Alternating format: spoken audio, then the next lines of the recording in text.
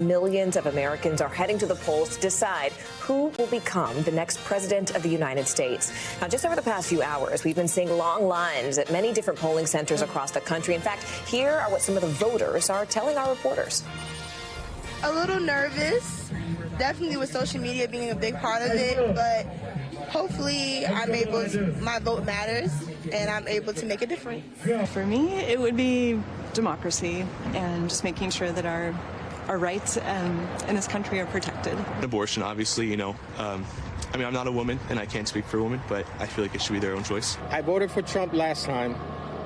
I'm going to do it again.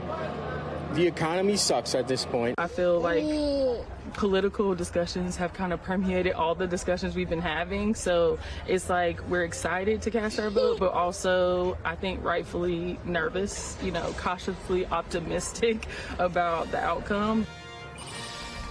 Well, about 30 minutes ago, former President Donald Trump spoke at his campaign headquarters in South Florida. He said he feels very confident after casting his ballot there. So far, we have not seen Vice President Kamala Harris today, but later tonight, she is expected to head to Howard University in Washington, D.C. for her election watch party. NBC News White House correspondent Mike Memoli is live at the Naval Observatory in D.C., where Harris will begin watching those results come in at her residence. Mike, this is interesting because Governor Walz is currently in Pennsylvania. So what is Harris doing to sort of energize voters, keep herself top of their minds on Election Day?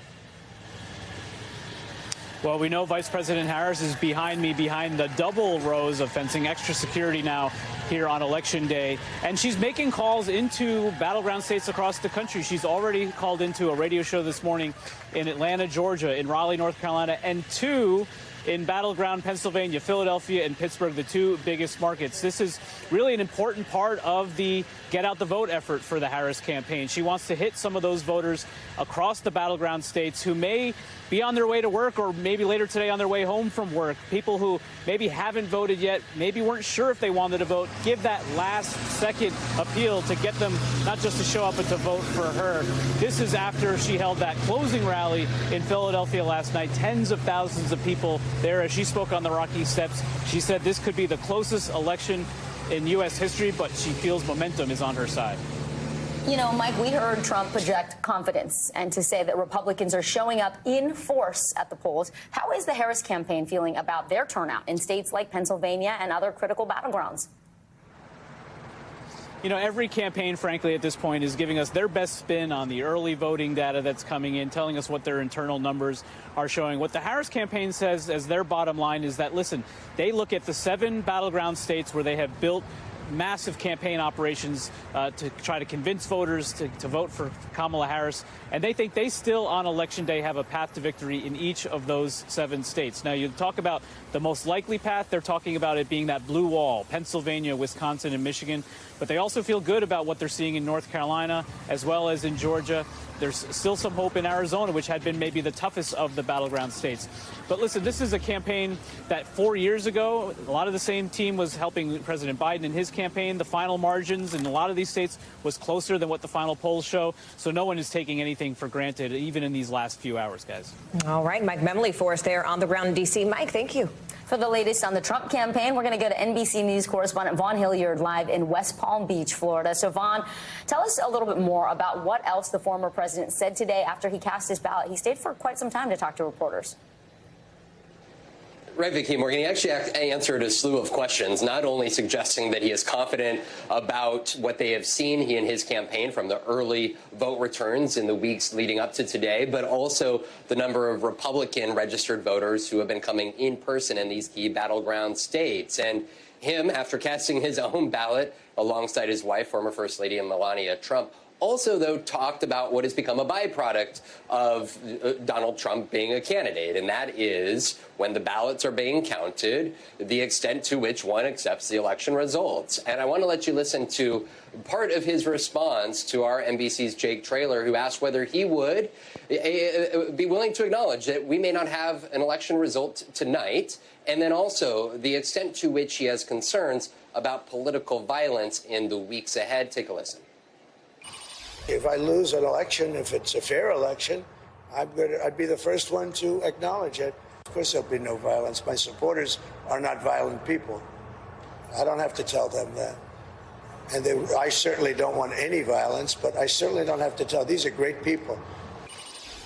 Of course, 4 years ago on election night, he prematurely from the White House declared that he had won re-election when there were still hundreds of thousands of ballots outstanding in multiple battleground states. And we could expect potentially the same to play out tonight. But he acknowledged that this afternoon that we may not know who the victor is and that this may take a couple of days. Of course, there are voters that are still voting here around the country. And so for Donald Trump and his campaign, they will be holding down at his Mar-a-Lago estate, where friends, family, and close allies are going to be watching these results come in before going across the water to West Palm Beach to potentially deliver remarks to supporters in the gathered press. A big night ahead, guys. What have you heard, Vaughn? I mean, what is the atmosphere? What is the tone in these final hours? Because I think, as Vicky mentioned, former President Trump has been projecting a lot of confidence. But what have you been hearing from those campaign sources?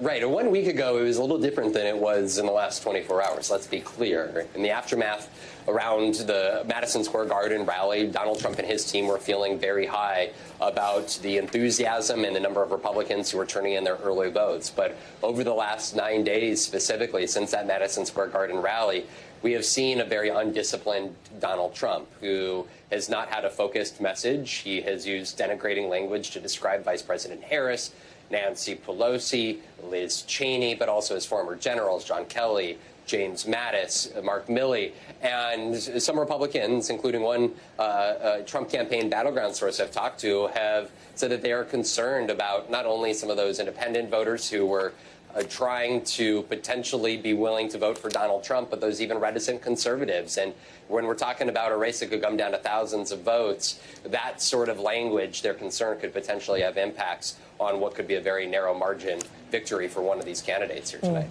Yeah. All right, our Vaughn Hillyard there on the ground in Florida. Vaughn, thank you.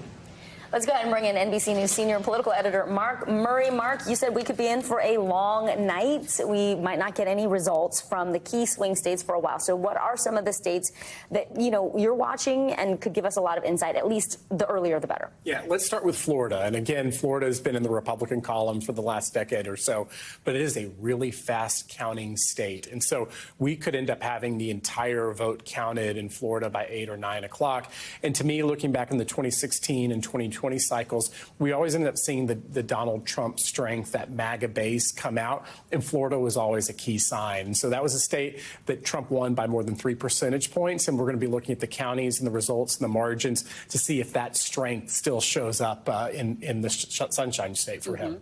Mark, can we talk about suburban women? Because they really were a stronghold for Biden in the last election. What are we seeing, though, this time around? We're seeing an enormous gender gap, and we are actually seeing Harris doing incredibly well with women, whether urban or suburban women with college degrees. And so this, to me, is going to potentially be one of the defining stories of this election cycle.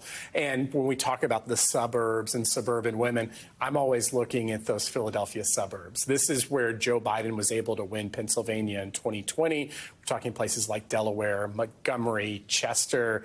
And so, to me, that's going to be very, very important. Of course, Donald Trump's trying to counter with better turnout with men, with Latinos, with younger black voters. And so we're going to see that kind of the mesh of different forces all play out. Which has been really interesting to see how both of those campaigns have tried to appeal to masculinity, right? With President Obama speaking directly to young men. We saw Magic Johnson speaking directly to young black men in Detroit and other places, other people like Charlemagne the God. So it's interesting how both campaigns are trying to target that same demographic. Mark Murray, it is always a pleasure to have you live in the studio here at 30 Rock. Thank you. Thanks for having me. Thank you, Mark. Thanks for watching. Stay updated about breaking news and top stories on the NBC News app or follow us on social media.